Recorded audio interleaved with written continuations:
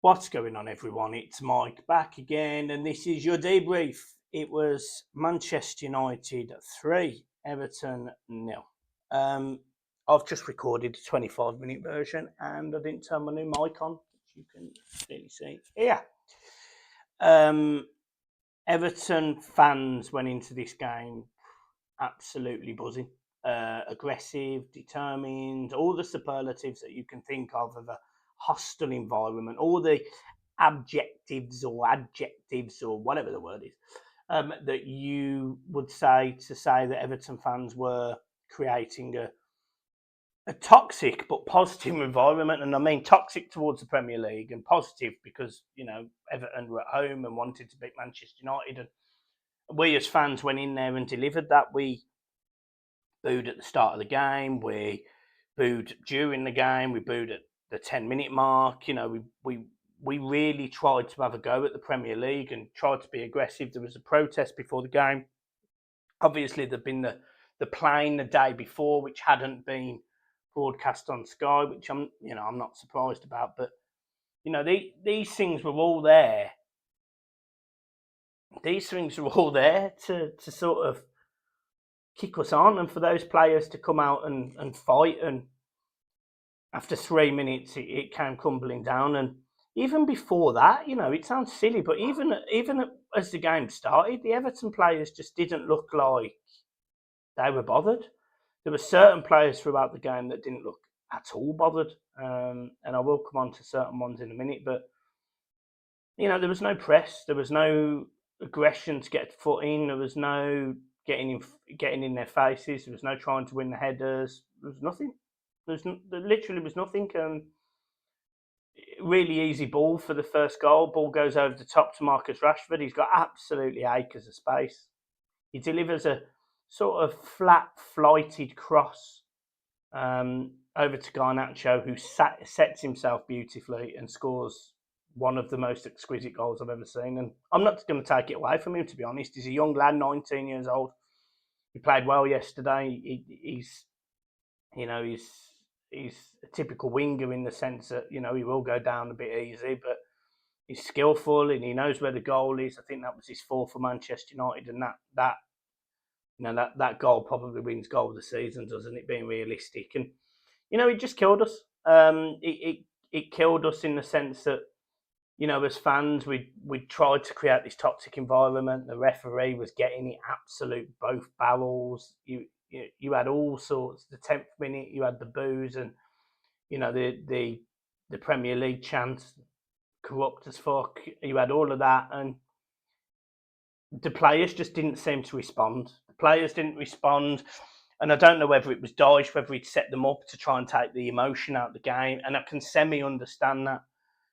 But they just didn't turn up at all. They didn't turn up at all, and it was disappointing. It cost Everton yesterday, the fact that they sat back and they didn't really do anything. And in terms of chances created, Everton had 24 chances and 6 on target. They hit the crossbar. They had 2 off the line. Everton could have scored yesterday. Everton could have won the game, but we just didn't look particularly bothered. I mean, there was moments in that game where Dwight McNeil, for example, he may as well have just stood on the spot with his hands on his hips. It was just it was poor. It was just really poor, and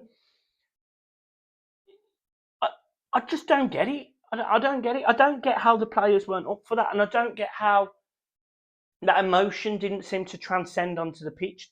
I don't understand any of that, and that for me is the biggest disappointing part of all of this, because we should have ran onto that pitch, every second ball been in there, right on their heels, a few snappy challenges, and there wasn't any of that.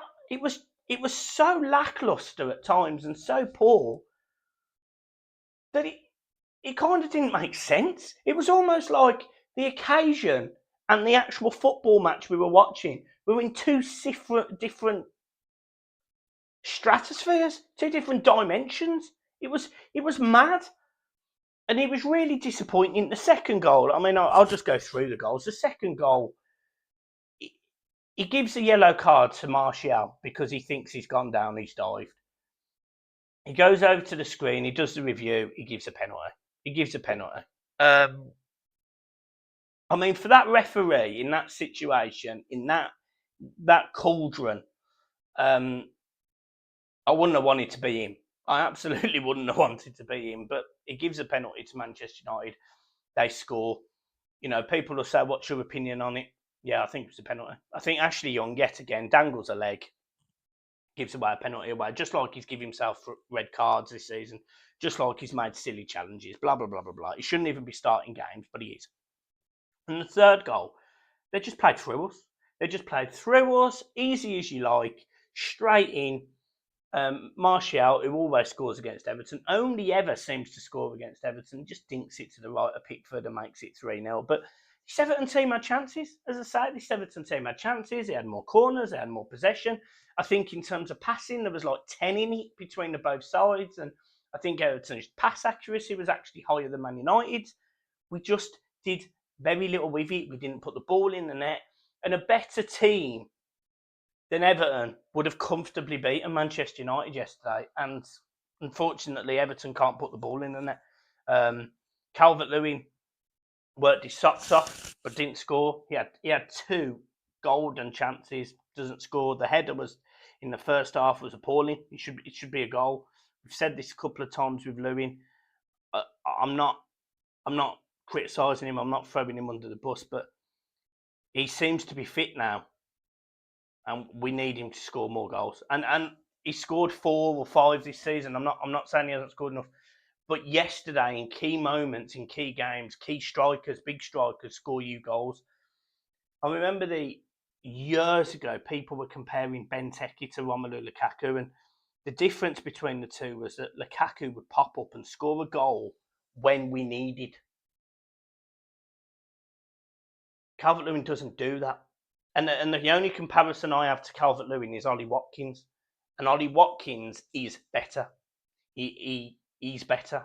And that's the frustrating thing, because 3 or 4 years ago, you looked at the two of them and you probably go, yeah, Calvert-Lewin's better.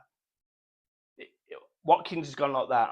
And through injury, Calvert-Lewin's just sort of here. He's just sort of consistently here. So for me, it was disappointing. And but there was other chances. You know, Vitaly Mikalenko at 85th minute hits the crossbar. I mean, that would have been his 3rd goal in 3 games, and that would have been great.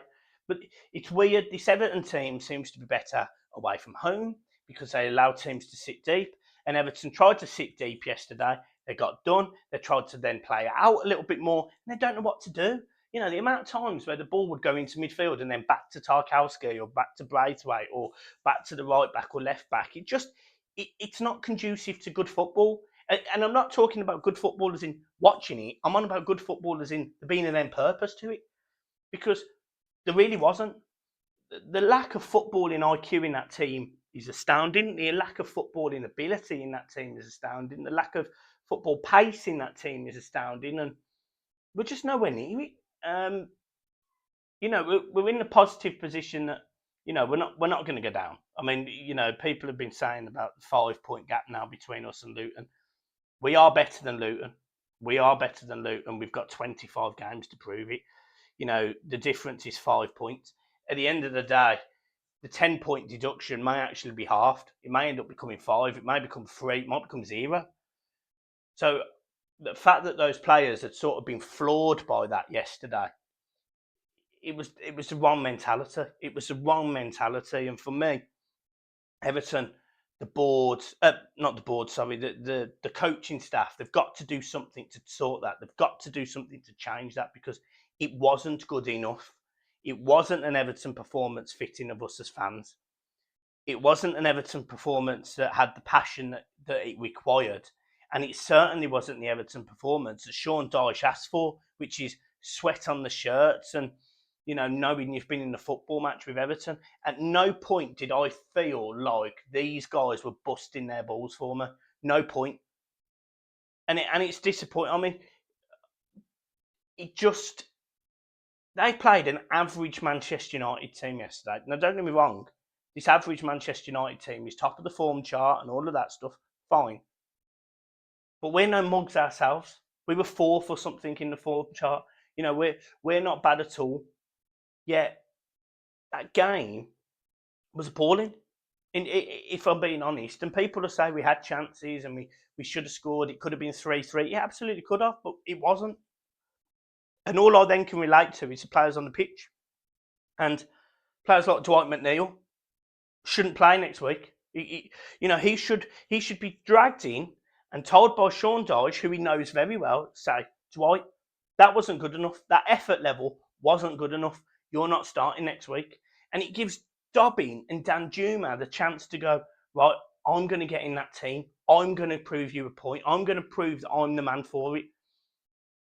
And I'm worried that isn't what happens. I'm worried that these players now are so set on their players that play in this team. He doesn't change it, so they just get comfortable. You know, you saw Ashley Young yesterday, and you know, I don't really know what to say about Ashley Young, because at 38 years old, he should not be starting every week in the Premier League, and that isn't a dig at him. That actually isn't a dig at him. He shouldn't be. It's just like we said about Coleman about 2 years ago. He shouldn't be starting Premier League games on a regular basis. Yet he's starting every game, and he's got Nathan Patterson on the bench, who, in my opinion, is a better right back, who proved it away at West Ham, who played really well away at Aston Villa. Both teams would give Manchester United a game, and yet he's nowhere near. And then he gets brought on with about 15 minutes to go, and I sit there and think, what are you doing?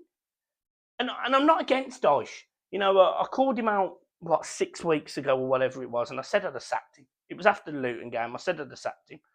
And since then, he seems to have learnt his lesson. But this consistent sticking with Ashley Young is driving me mad. It's driving me mad. I don't get it. And he plays Decore further forward. And no disrespect to Decore, he doesn't have a football brain. He doesn't have a footballing brain. You know, he just wanders. He just, you know, he'll get the ball and he'll either make a dodgy pass or he'll try and beat someone and he can't do it. And it is not conducive to an atmosphere that was built up on fire, drive, determination, aggression, grit. All of those words that mean that we're going to give them hell to pay. And it just didn't happen. It just didn't happen. And, you know, Everton sit 19th in the league on 4 points, above Burnley on goal difference still, I think.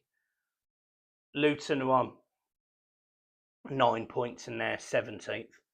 That's the target.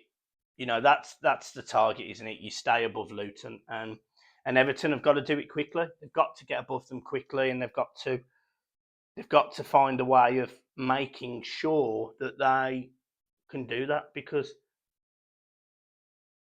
you know, we're going to struggle with injuries at times this season. And you can't have the same 11 players just thinking, well, if I get injured, I'll come straight back into this team. There has to be repercussions for poor performances. You know, like Ashley Young, for example, he gets sent off. He misses his game and he starts the game after. Or Dwight McNeil has a stinker yesterday. He has a stinker yesterday. I'd have given him a 3 yesterday, a 2. He has an absolute stinker. Yet he'll start next week against Forest.